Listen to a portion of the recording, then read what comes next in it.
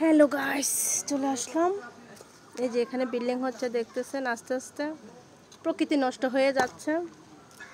এই যে চলে আসলাম আপনাদেরকে একটা জিনিস দেখাতে। এই যে দেখেন, এটা হচ্ছে কলা গাছ। কলা গাছে কিন্তু একটাও পাতা নেই, একটাও পাতা নেই, সব পাতা একদম ঝরে গেছে। আবার ভেবে নেবেন না, কলা কিন্তু ঠিকই আছে। এই যে দেখছেন, তাই আপনাদেরকে দেখাচ্ছে। এই হচ্ছে সে কলা গাছ, কলা সরিষা কলা গাছ, অসাধারণ কলা গাছ। দেখছেন, একটা পাতাও নাই, শুধু কলা গাছ, কলা সরি পড়ে আছে। কার কার কলা লাগবে চলে আসেন।